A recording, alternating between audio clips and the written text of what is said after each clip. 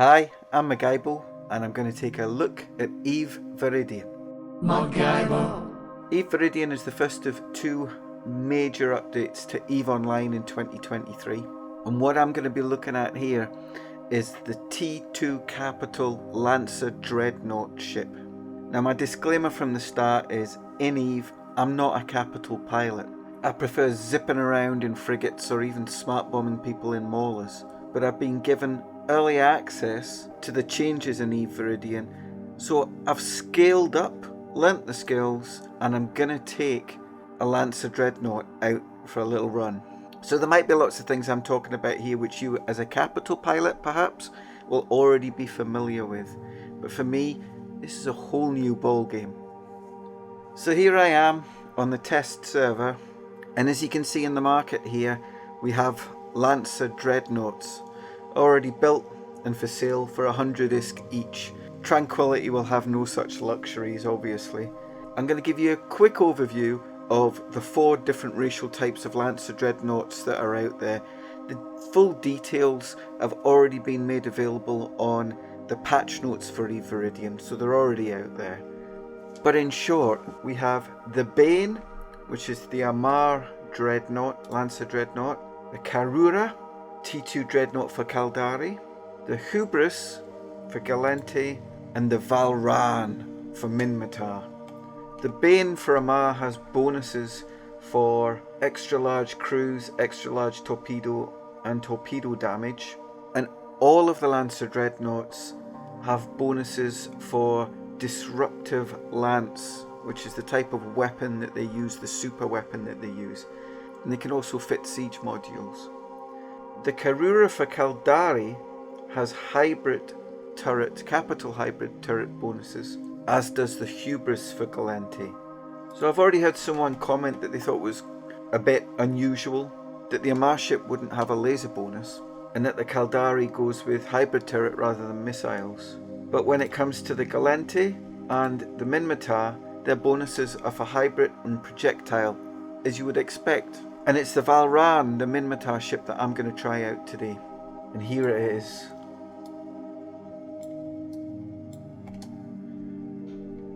Now the fitting that I've gone for is just basically copied over from a Dreadnought fitting, but with a Siege 2 module and an at-gear explosive disruptive lance. Now the disruptive lances will only fit on their matching racial Lancer Dreadnought, so you'd not be able to fit the at-gear explosive disruptive lance on an Amar, Caldari or Galente Lancer Dreadnought.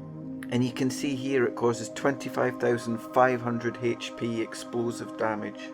If we look over at the stats here, now I do have max skills for this ship, so it's telling me that I've got 791,065 EHP. This is with Geno implants. And I've just got 3 quad 800mm repeating cannons, Tech 2. And the DPS it's given me there obviously doesn't include the disruptive lance, but we're going to go and give it a try, see what happens here. So yesterday I had an opportunity to go out into a combat area with this fit and managed to kill another Lancer Dreadnought, a Bane, which as you can see was only fit to activate the disruptive lance. 362,834, no tank on the other Dreadnought. It pretty much melted. Projectile weapons did finish it off, but the majority of damage was done with the disruptive lance. Now I've never used anything like this super weapon before, so I had to be told how it works, and I will show you in case you've never seen it before either. So let's take this out. Shoot a couple of stationary targets, just to show you how the weapon works. So I've brought the Valran to a low security system where I've left an obelisk, which is a Galente freighter, undocked, jettisoned and just floating in space. And this is really just to demonstrate how you use the disruptive lance weapon. So here's the obelisk, if we just take a look.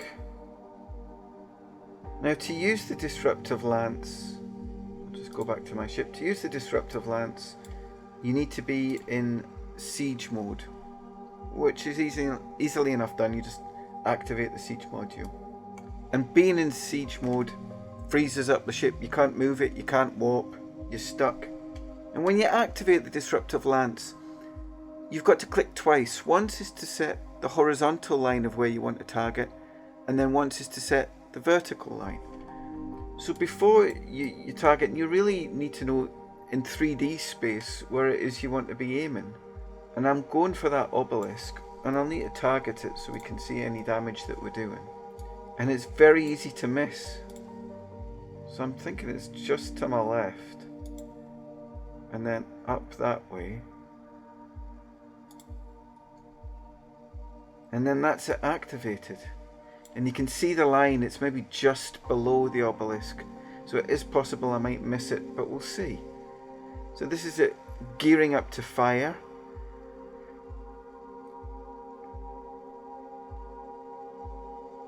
And, well, you can see the damage it's doing to the obelisk. And it's gone. Now that was my obelisk. Wow, and there's the explosion.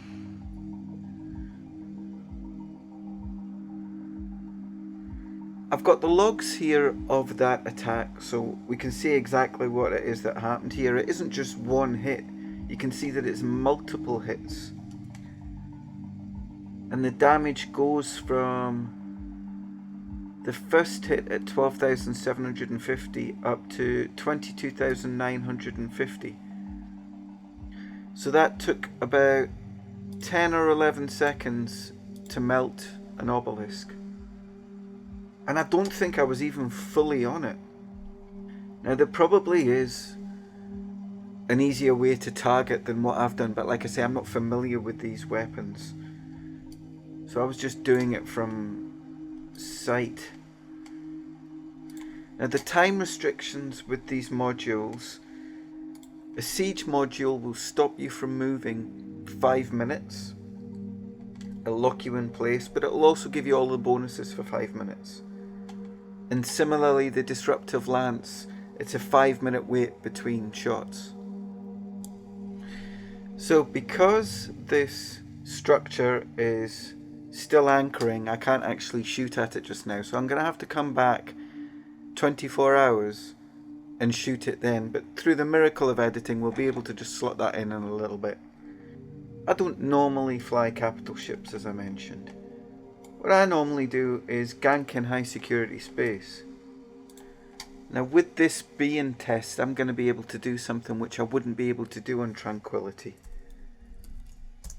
Which is to take this T2 capital ship into high security space.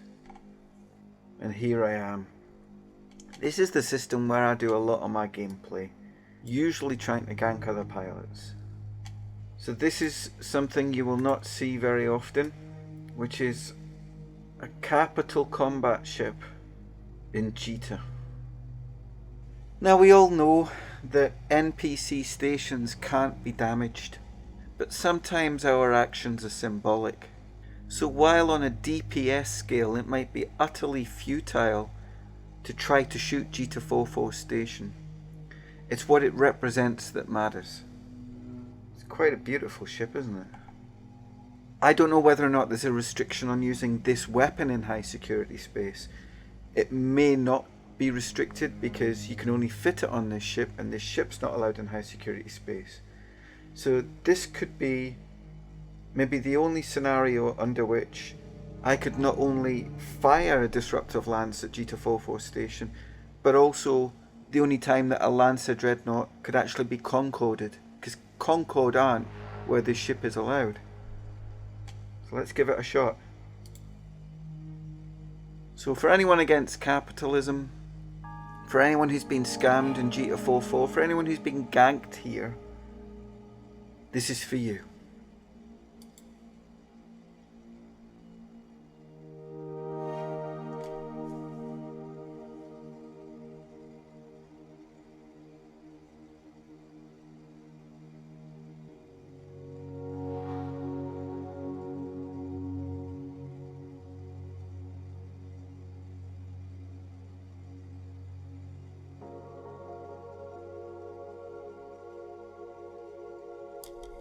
I'm at the perimeter gate in Jita, where we have our Caldari customs officers trying to tax poor innocent pilots. Let's try and right some wrongs. So I'm just going to try out this. Whoa, here. Oh, and look. I am actually doing damage to this Caldari Customs Commissioner. But he's not aggressing me. Does this mean that I can actually kill these NPCs? What would they drop? So it's quite low damage that I managed to do to the Caldari Customs Commissioner, but it is damage, look. 102, about 12 times. So if I tried to shoot them with my gun, they would shoot back. But it looks like using a disruptive lance doesn't trigger the same kind of aggression. So it's maybe a good time to point out that in order to fire this disruptive lance, you need hydrogen isotopes, 20,000 for every shot you take. But the ship has a fuel bay to put these isotopes in, as well as the strunt that's required for the siege module. I think this video is less about the attributes and qualities of the Lancer Dreadnought and more about what happens if you give an idiot a shiny toy.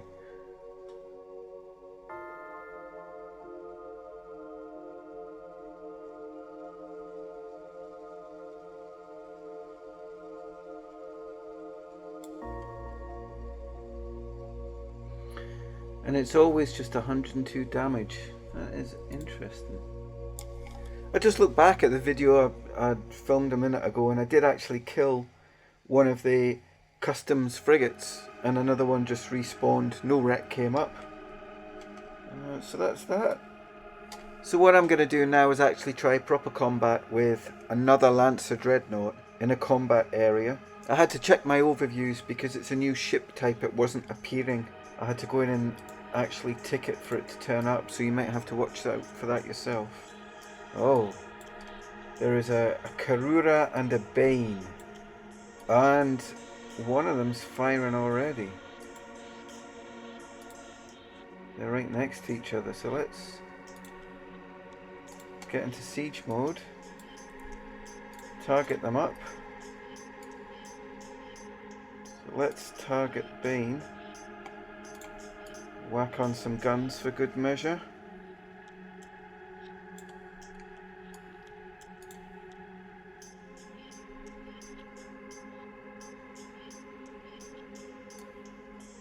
He does seem to be right in the line of fire.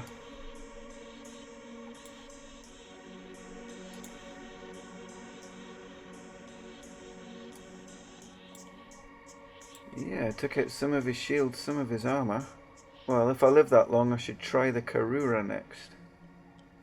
Oh, I need to remember to have some tank. How about that?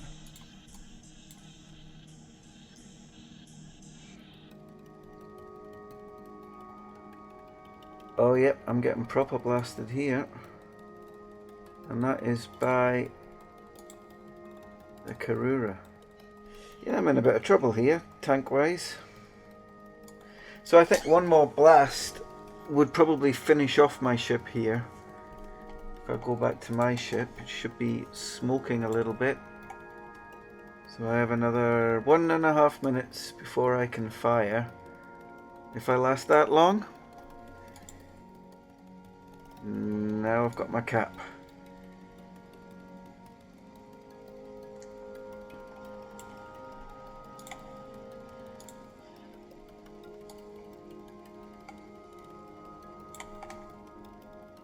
And he's right in the line of fire there.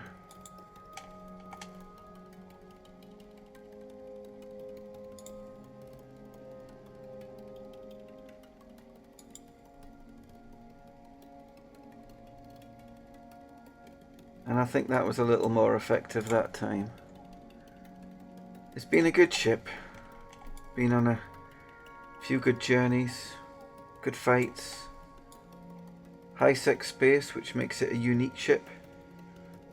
Oh, I'm on my way. Got no cap left.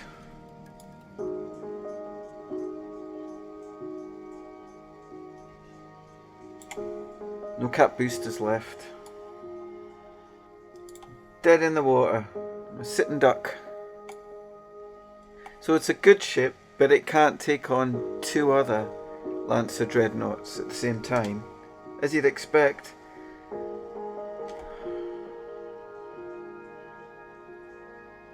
And he's gone. And we can see that he's departed this mortal coil. The skill extractors have dropped, and it did take 1.6 million hit points.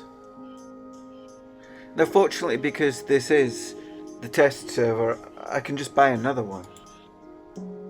So I mentioned I was going to shoot at a citadel that I'd set up, but I don't need to wait the 24 hours for that to anchor, because there are structures anchored in the combat area in this system.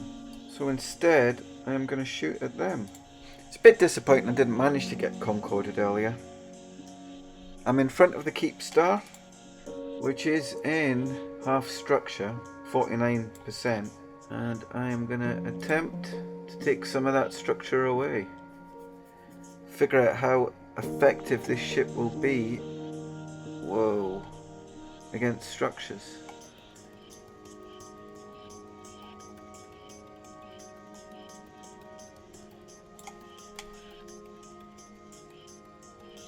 It's still at 48%. Am I too far away from it, or does it not cause any damage? Perhaps there's something really obvious why that didn't do any apparent damage. Maybe it's just the massive DPS of the Keep Star means that it took damage but not enough to reduce it by a percentage. And the range of the Disruptive Lance is 100 kilometers, and I am 26 kilometers away, so it should have hit. So I've had a chat with a couple of the other folk who've also noticed not very much damage being done to structures with the Disruptive Lance. Something to bear in mind. So that's my look at the Lancer Dreadnought. Not an incredibly serious look, and I'm sure that if you're used to flying capitals that you'll be able to see advantages yourself in this ship. And maybe a little bit of an eye-opener as to how the weapons work. And that ship is now live on Tranquility. So I'm Magaibo, thanks for watching.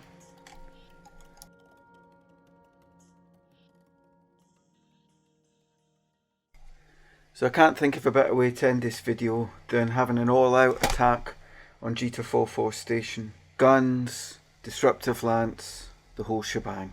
So here we go.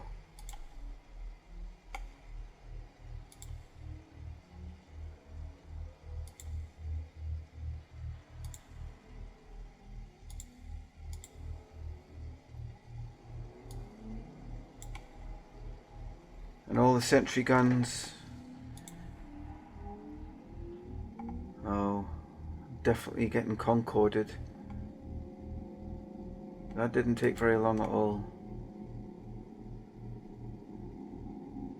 387,000 damage instantly. And my thrashers last longer than that.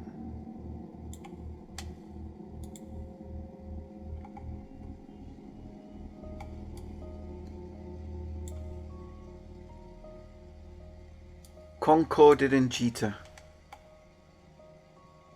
R.I.P. I'm Magaibo, thanks for watching, see you again next time. Bye now.